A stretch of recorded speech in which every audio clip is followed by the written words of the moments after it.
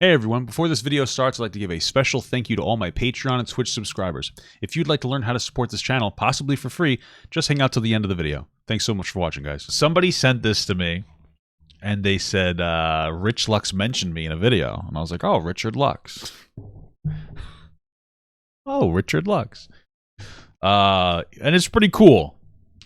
It's pretty interesting, you know what I mean? Like this, you know, our career has been slowly going in a positive light.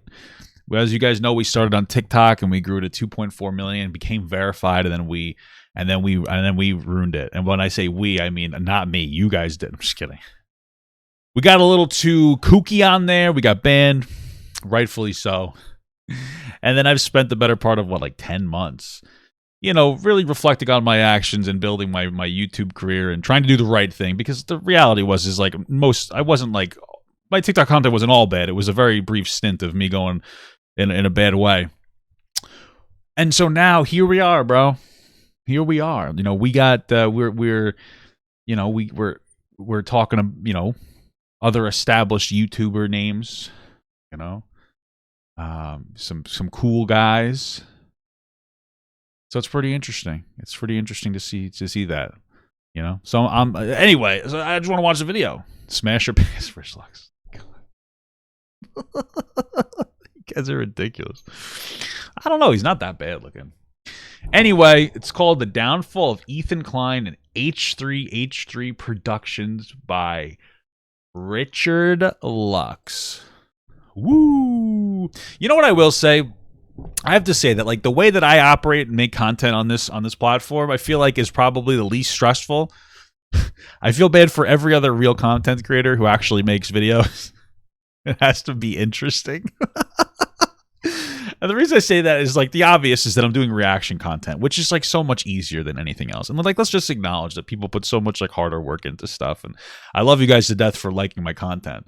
I know I satisfy a lot of people the way that I make my content, and I know that there's a reason you guys follow me and you like my videos, and I know you guys like my commentary and my reactions because I tend to react harder than other people. But also, like, when I'm just chilling, I just make silly bullshit video reactions to like obscene videos, like we do the Amaranth farts, or, you know, weird, those fake Darman videos, Samir Bavini or whatever. And like, that's what we do when we're on our down period and we have something to do, even if it doesn't get the same views. That's okay, because we're just chilling.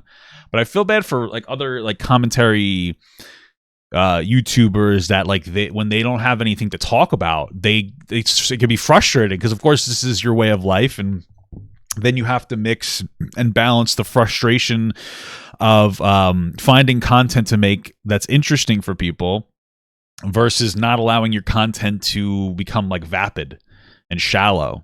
You know what I mean? And I don't have to worry about that, because I just look at fart videos and post them on my YouTube. So anyway, let's get this video going. His main channel has been on decline for quite... And I will say that, like, the H3 slander, it comes from two places. The one place it comes from is that, like, people have noticed a bit of like we'll say like an emotional downfall of Ethan. A lot of people, when I made my video about Ethan, they were saying like, hey, I feel like he just had a baby. He's been under a lot of stress. He's been, you know, and that's one of the reasons why maybe his content isn't the greatest. And I think that's fair. That's reasonable. But then the other part of it, there's nothing to really talk about. So people are just shitting all over Ethan.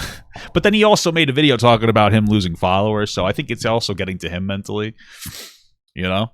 So... some time. Ethan Klein. So when Ethan interrupted them, Ethan Klein. Ethan Klein. Ethan Klein. Ethan Klein and Ethan Klein, Eula Klein, their channel, their brand, everything about them. That guy sounds familiar. Who is that? oh,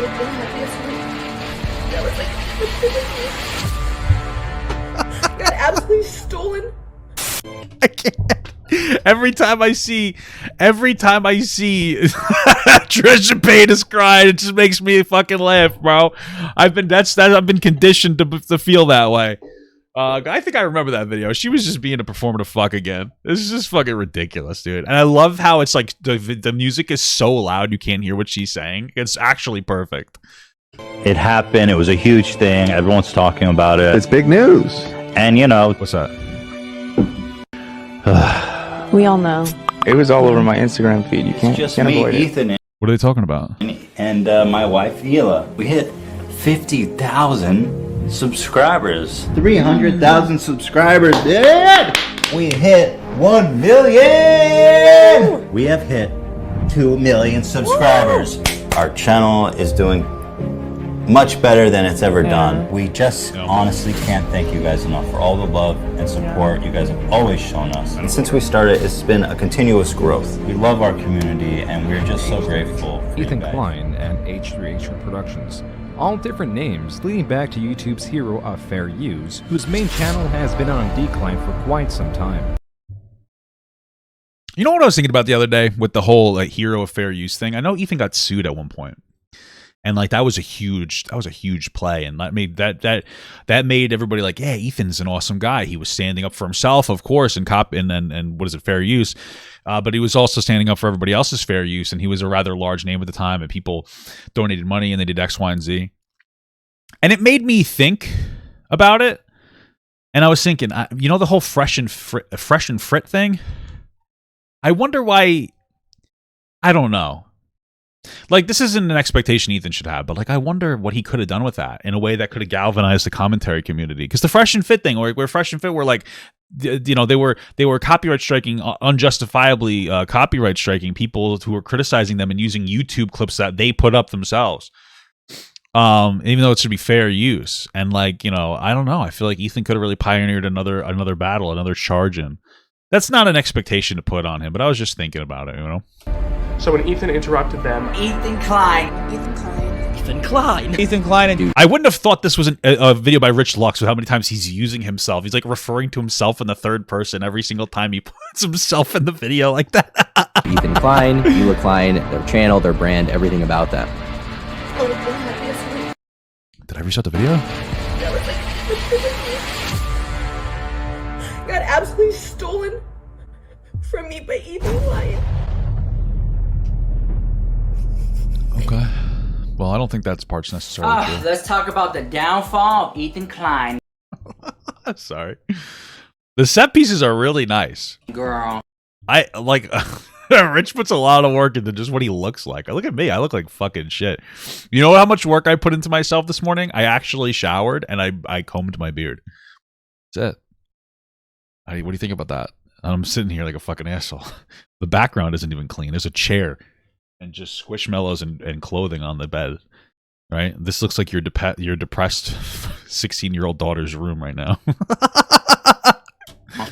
So many people, I've been seeing like so many videos of people like talking about Ethan Klein is losing subscribers and now Ethan Klein is angering people in his own comment section and like, Oh, AB, you want to do this shtick? Apparently, we fell below 3 million subscribers.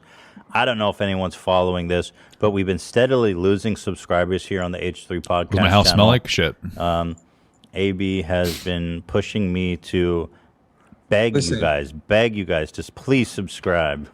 you know, just a little like and subscribe. Every other podcast does it. Every other creator. I mean, I know. showing up late.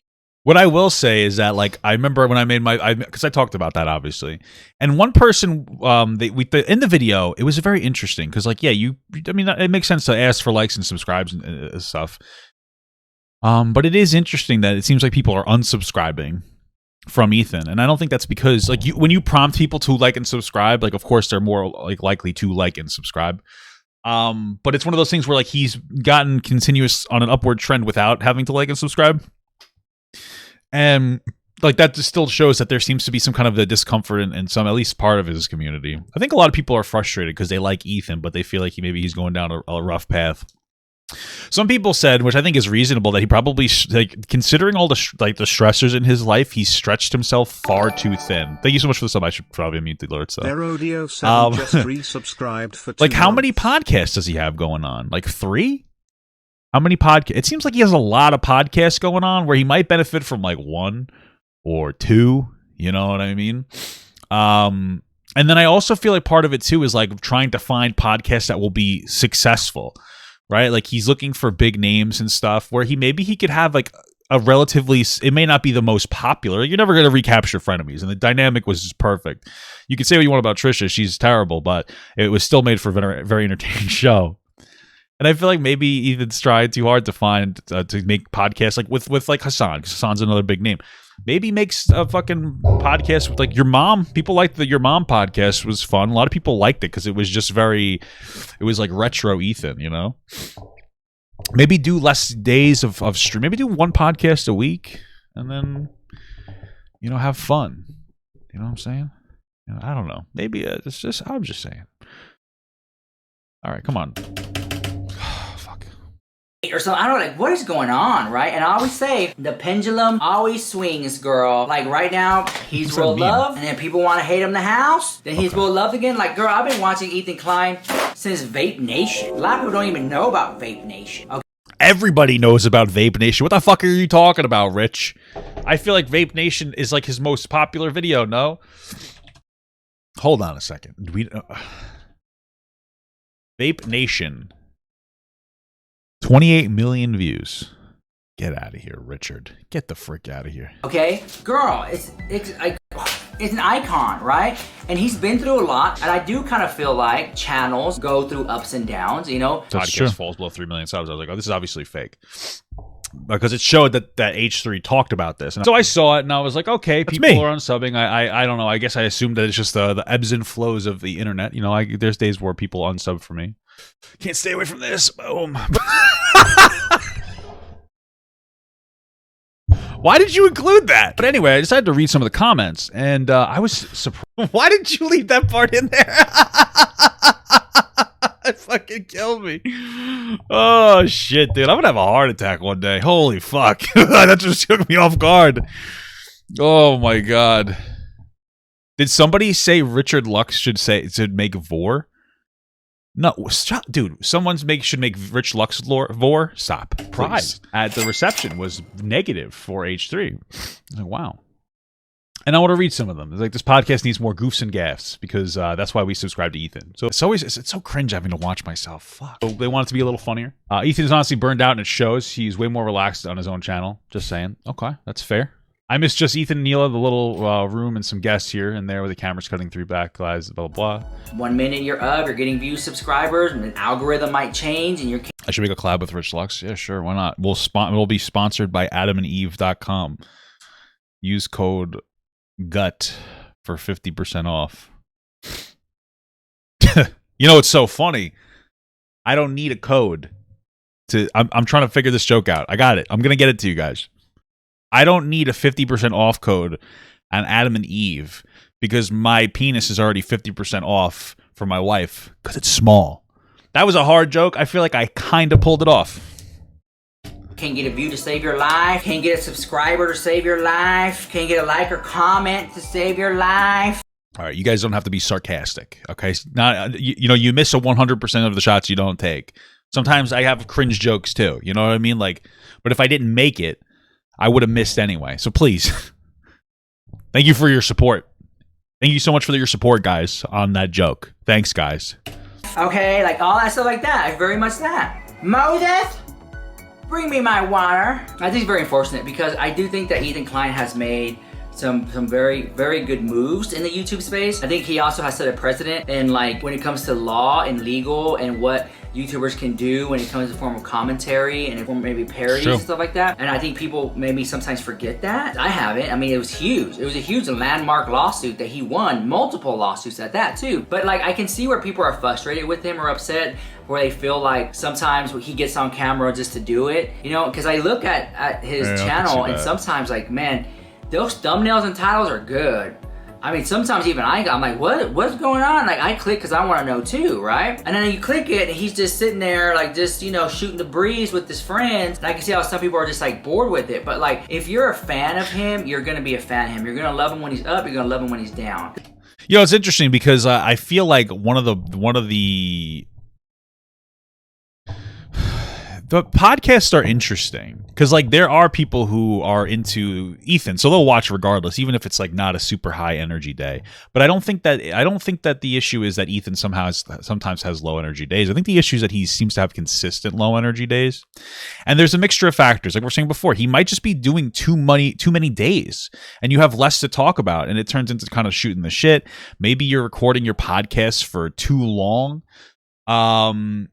And then, of course, part of it is that when you do scheduled or regular podcasts, and if you don't have a lot to talk about, especially, but it's like a regular day. Usually, like I have streams where I come on, and like I'm just having a bad day, and it reflects, and people still watch me, but I don't make that content because I don't have to. That's not my content style. I don't do podcast content style. But then when I talk about a topic, even on those bad days, a lot of times I get into it. So my attitude might reflect a little bit in the video, but like if I'm interested in the topic, I'll be like, okay, we have something to do. We have something to talk about. Like I'm interested. I'm engaging. But of course, when he does long podcasts, I'm pretty sure he has like 2 or 3 hour podcasts. And yeah, man, I feel like that's probably part of it as well. I'm not cutting that out of the video. Not gonna title a video something salacious and you click on it, that's the first thing he's talking about. He kind of eases his way into it, warms it up a little bit. That's just kind of like the gig. Oftentimes I watch this podcast for a specific subject, and then like he doesn't get to talking about it till like an hour and a half later. And sometimes I don't have 3 hours, 2 hours to listen to Ethan Klein podcast. I mean, it's the truth. I'm being honest. So, well, that's why you got to follow the H3 clips, Richard. Okay. You got to follow the H3 Clips channel so that you can watch the like you could probably take all the clips from the day, and it's probably like 45 minutes worth of clips for a 3 hour podcast. It's like, there's the energy. there's the content. There's highlights and stuff, but he has this other channel. He looks a lot more happier, and he looks like he's excited to film on that channel for whatever reason that might be. He just looks more fresh. He's talking like this channel. This is what I do. It's a lot easier because it's just different. You go in with like a topic you want to talk about. It's very low stress. It's very low pressure. You kind of just shoot the shit, shoot the breeze a little bit. It's also a smaller channel with fewer eyes on it, so there's probably like less scrutiny onto it. It wouldn't be a terrible idea for Ethan to say, fuck this. I'm going to do one podcast a week and then take a step back and do this more consistently. The real problem with that, though, and I think that this is something people don't think about it when it comes to Ethan, the really big problem with him taking that step back from how many podcasts does he have, 2 or 3, is that cutting down the number of podcasts could potentially have a negative impact on his employees. Yeah, yep, somebody just said it. And so, like, Ethan may be sitting here going like, I would love to do that, but then it might shit on his employees. And then all of a sudden, like now it's like it's a conversation in Ethan's head of like, okay, if I take a step back, my content might become more genuine and I might become happier. But then what happens to my crew? And I think that that's what's happening. And I feel like he probably doesn't want to just say fuck you to the crew. He lets the members control what he does. Like the members, like the crew members, or like the members of his channel. Probably the crew members. He seems like he might have like emotionally checked out. I mean, this really comes down to, I don't know, like figuring something out. I don't know. I can understand the struggle. It's more like he's like. That's why I will never employ anybody. Fuck you, bitch. Fuck you. I do my own thumbnails and my own editing. Most of my editing isn't really too crazy. But if you do go to the Papa Gut TikTok, gut_tube, I actually been editing my own clips. Pretty good editor. Just so you guys know, I actually I have an associate's degree in game and web design. I know that sounds really weird, but I actually learned legitimate video editing. I'm not actually that bad at it.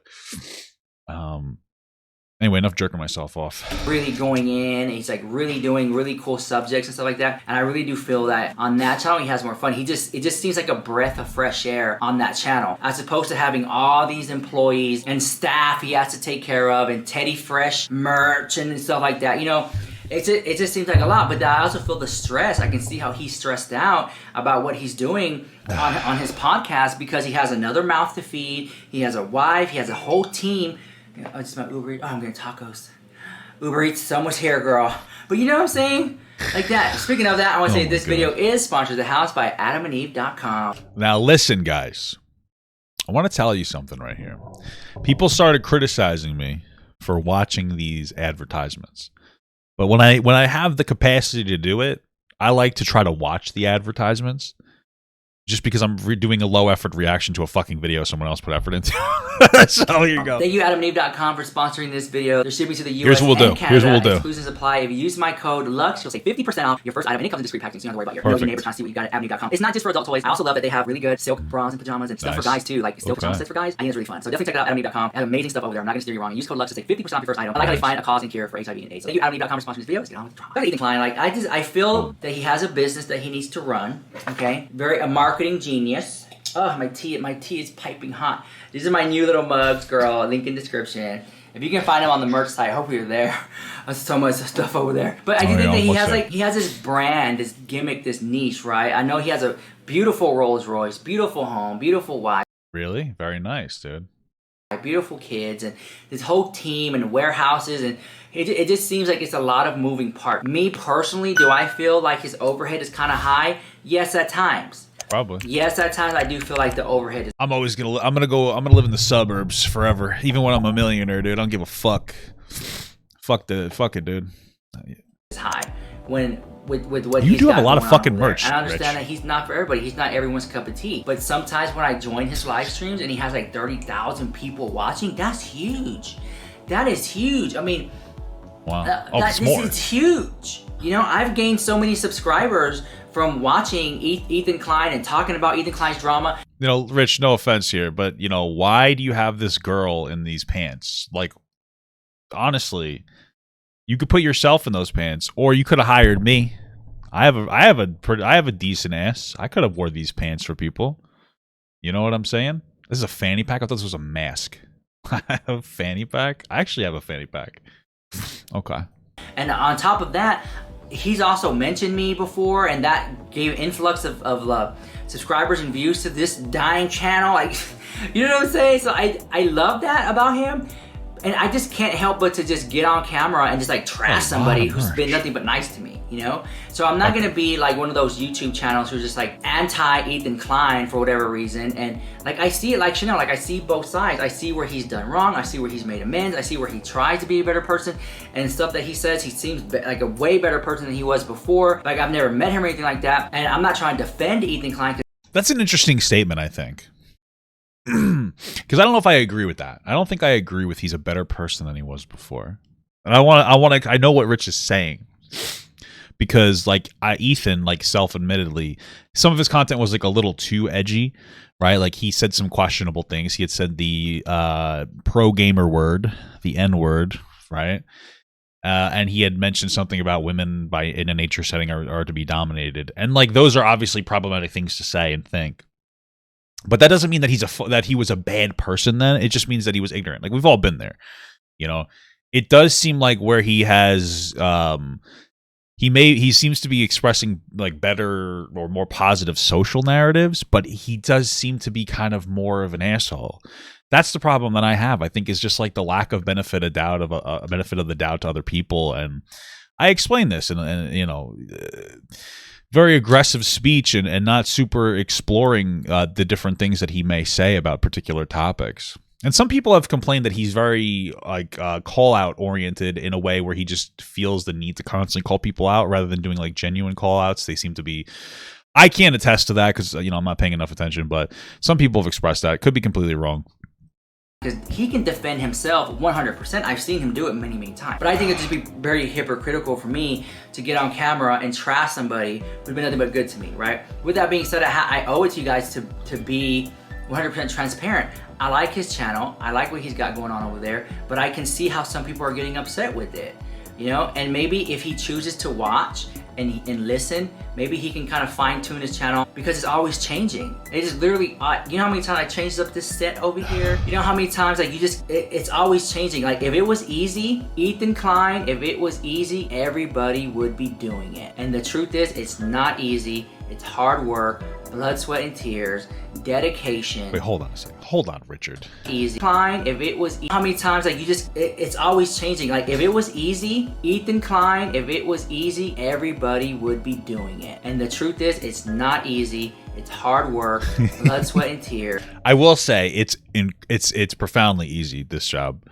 And like Rich Lux does more work than me. It's job's still easy. The difficulty comes in the like actually figuring out what makes you popular. You know what I mean?